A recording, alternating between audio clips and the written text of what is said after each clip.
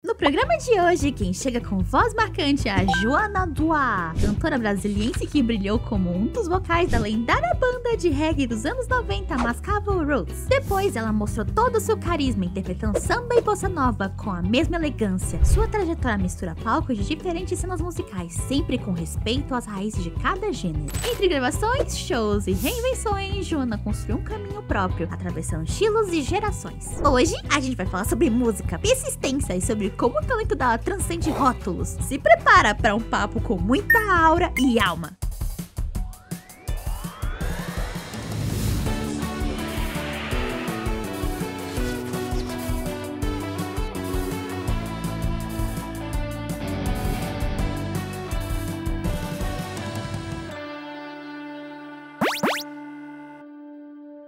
Dando início à nossa entrevista, recebemos hoje uma cantora e compositora brasiliense com mais de 30 anos de carreira, que já passou por palcos do Brasil e do exterior. Seja bem-vinda, Joana Duá.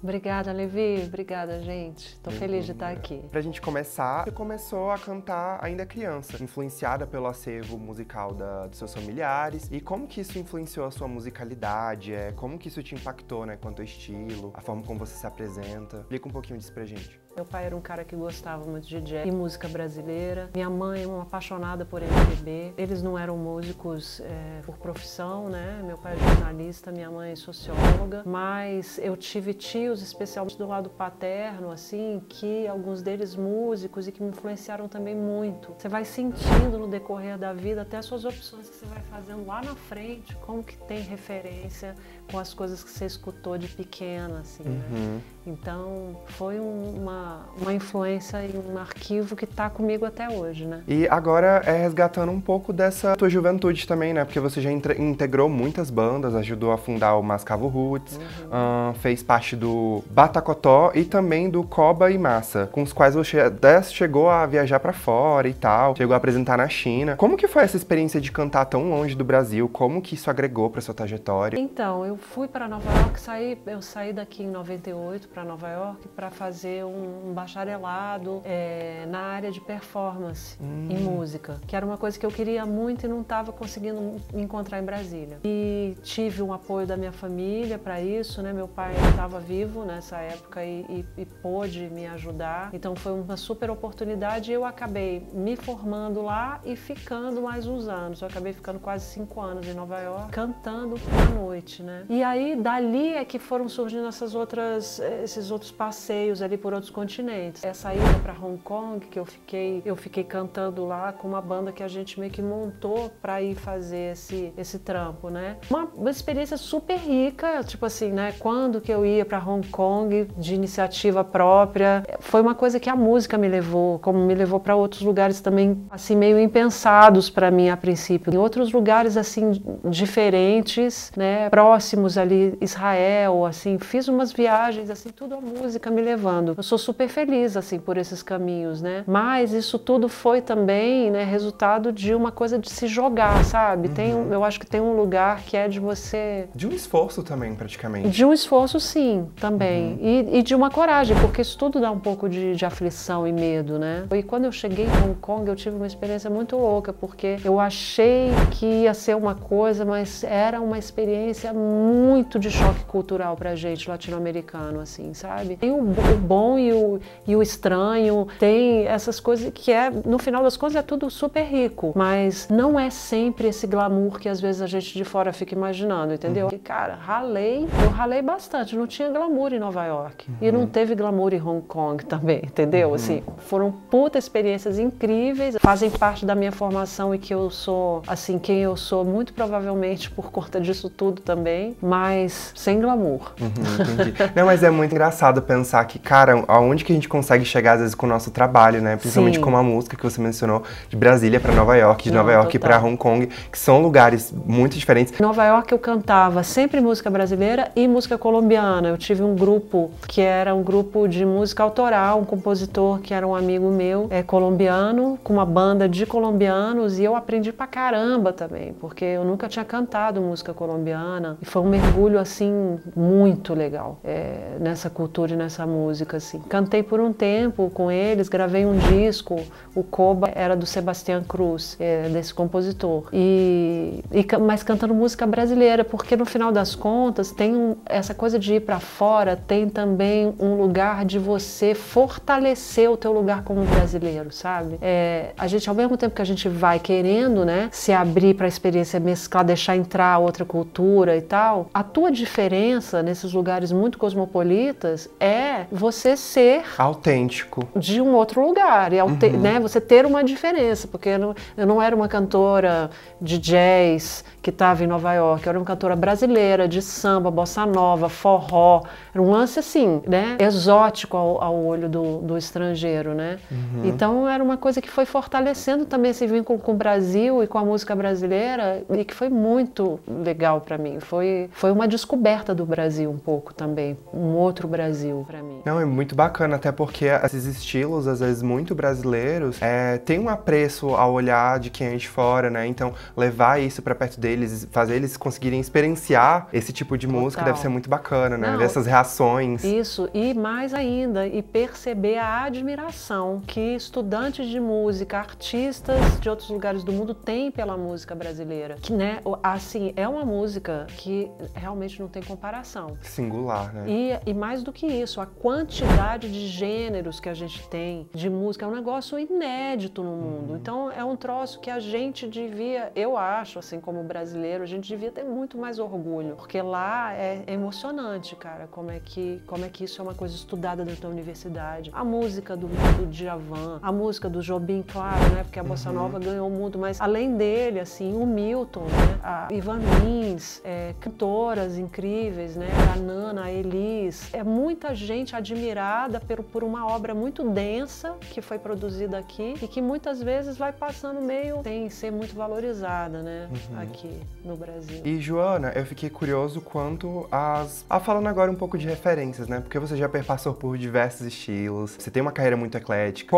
Quais são suas influências hoje? Assim, o que você acha que realmente moldou, assim, uma vez que você já começou a se profissionalizar como cantora? Referências muito fortes da minha formação mesmo, estão em lugares, assim, um pouco dos grandes clássicos da música brasileira, como João Bosco, como Jobim, como Djavan. Eu tenho essas referências muito desses clássicos, assim, né, na minha formação. E eu sempre gostei muito de música instrumental brasileira. Tinha um pouco da influência do choro no começo, por conta da família, né? Eu tenho um tio que é chorão, o Reco do Bandolim, que é um cara que tocava bandolim, que me ensinou muita coisa dentro de casa, especialmente de bossa nova e choro, assim, samba. Eu escutei muito através dele e tive eu acho que essa formação, assim, da música brasileira meio de raiz, sabe? Desde sempre. Hoje eu tenho desejo, assim, uma curiosidade muito grande ainda de me mesclar um pouco com a música instrumental e jazzística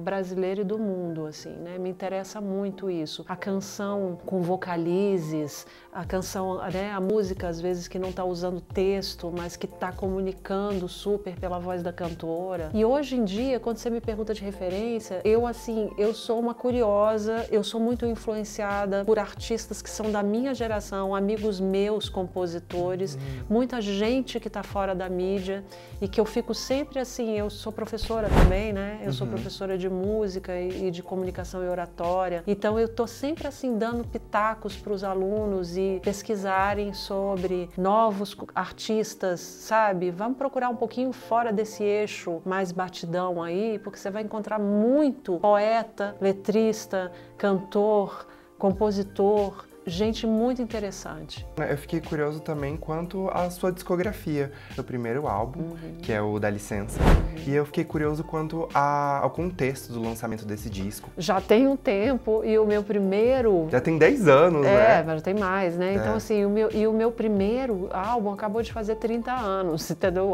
Com o Mascavo. E que foi assim, eu tô meio chocada, na verdade, com essa quantidade de tempo, assim, que tem as coisas, mas ao mesmo tempo muito feliz assim com a minha trajetória, porque haja história para contar, né? E como que foi o contexto, assim, pelo menos do seu primeiro álbum solo? Eu tinha voltado de Nova York com vontade de fazer uma coisa mais como cantora, como intérprete. E aí eu montei um trabalho no Rio de Janeiro, tinha, né, infelizmente, um lugar muito legal na Lapa chamado Semente, que era uma casa que na época que eu morei no Rio, eu morei quase 10 anos no Rio, era a casa que eu acho mais eclética, mais aberta, mais flexível para artistas de outros gêneros que não só o samba, né? Porque a Lapa foi ficando com essa cara muito só de samba e de forró um pouco. E aí eu tive essa banda que era com super músicos, assim. E a gente começou a fazer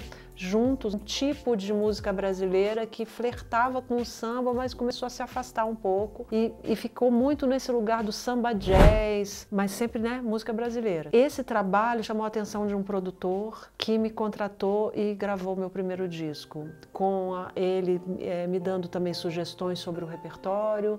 Ele acabou fazendo uma escolha de uma banda. Quando ele me falou quem era a banda, esse cara era o João Samuel, né, um grande produtor, um cara super legal. E ele foi um cara que me sugeriu uma banda incrível. E aí foi assim, um casamento de prazeres entrar no estúdio com essa galera, e aí saiu Dá Licença, que é esse disco que eu acho bem brasileiro, assim, que revela um retrato bem fiel, assim, de um momento meu como cantora. E agora eu queria falar de um dos seus trabalhos que eu mais gostei, que foi o projeto no qual você deu voz a grandes sucessos internacionais em bossa, na versão de bossa. Eu também fiquei curioso como que foi a experiência, né, de participar desse projeto, desse álbum?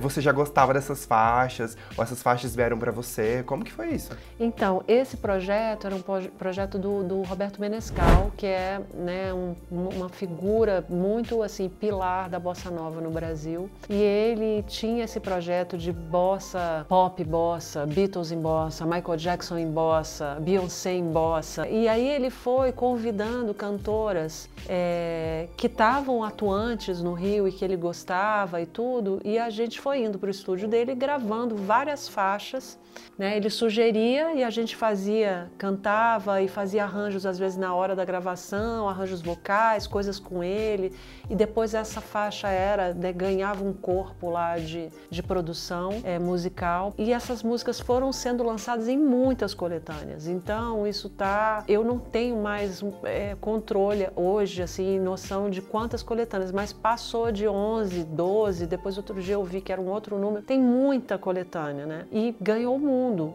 e essas versões ganharam o mundo. Então é um trabalho super legal. E agora eu que fiquei de perguntar, né, que assim, você já tem, né, uma carreira assim de muito tempo, e também válido a gente relembrar que você já fez menção, mas importante de pontuar que você é professora. Você, né, trabalha com preparação vocal e tudo, e provavelmente está em contato com aquela galera assim que quer almejar a vida como cantor, cantora. E eu queria que você agora deixasse um conselho às jovens que querem buscar, baseado nas suas experiências também. Olha, você sabe que uma coisa que eu tenho sentido muito nesse mundo das novas mídias sociais, assim, é que, primeira coisa é o seguinte, não acredita muito em dica rápida, não tem atalho, sabe? Tem trabalho, e o trabalho pode ser super prazeroso. Na verdade, o grande lance é o caminho. O grande lance são as microconquistas do caminho, que você às vezes esquece de celebrar, sabe? Mas você ir começando a sentir que você tá melhor do que ontem, que você entendeu uma parada que você não tinha entendido, que você descobriu um caminho, né? No caso da voz, a gente tem muito esse lugar da percepção de si, né? Da percepção corporal, onde reverbera o que você está sentindo. E ainda tem um caminho que eu acho que é um mergulho mais para dentro ainda, que é quem é você como artista, né? Essa lapidação da tua visão sobre a tua arte, né? Que caminhos, o que ela quer dizer, para quem que ela fala. E para isso também, assim, se é que tem algum conselho, assim, não tem fórmula para esse tipo de coisa. Na verdade, esse é um mergulho super solitário. E quanto mais solitário ele for, no sentido da descoberta, da busca, comunica, mais autêntico ele vai aparecer, né? Porque ele vai virar mais teu, né? Eu não sei, eu acho que esse caminho do artista normalmente não é um caminho assim super feliz. Eu sinto que é um caminho assim de algumas alegrias, de algumas descobertas, mas um caminho de muitos mergulhos doloridos, que busca muita coisa muito profunda, assim, pelo menos os artistas que eu admiro, né? São artistas que mergulharam mesmo para dentro para descobrir caminhos que passam por dores, que passam por vulnerabilidades. E esse lugar é o lugar que comunica. Esse lugar é o lugar que a gente se faz igual, né? Sai do super celebridade, que é uma grande fantasia, uma grande imagem que pode ser interessante como persona, como esteticamente pode ser interessante, mas o que é, né, aquilo de verdade, o que comunica a arte dessa pessoa, o que ela faz com você, assim, de preferência que ela te transforme, né? E para te transformar, ela normalmente tem que encostar num lugar seu que é um lugar mais delicado. Sai de uma zona de conforto, né? É um lugar mais frágil, é um lugar que fala sobre mais coisas além de ser foda e lacrar na internet. Provavelmente teve muitos desafios, né, durante sua trajetória e... Quantidade de vezes que eu caí não tá no gibi. Eu acredito muito nesse caminho de eu vou e às vezes você não sabe nem direito por que você vai. E a gente aprende justamente com isso, né? Com os erros e tudo. É com isso, né? Agora a gente vai se encaminhando para o final da nossa entrevista. A gente chegou no nosso momento de descontração, assim, momento leve, que é o ping-pong, que é um bate-bola jogo rápido em que eu vou te perguntar algumas perguntas que são bem rápidas, aí tu vai me falar com a primeira coisa que vem na sua cabeça. Tá ótimo. Um lugar que você sonha em se apresentar? Joe's Pub, em Nova York. Um álbum que você não vive sem? Passarinho, do Jobim. Bacana. Música ou obra que te marcou, assim, num sentido de infância, que resgata aquelas memórias, assim? Tem uma canção, você falou de infância, aí me veio uma canção que, na verdade, minha mãe cantava pra eu dormir, que a Gal gravou, que chama Chulo. Bacana. Última música que você ouviu e amou, assim, um vício do momento? Dora Morelenbaum, o último lançamento da Dora.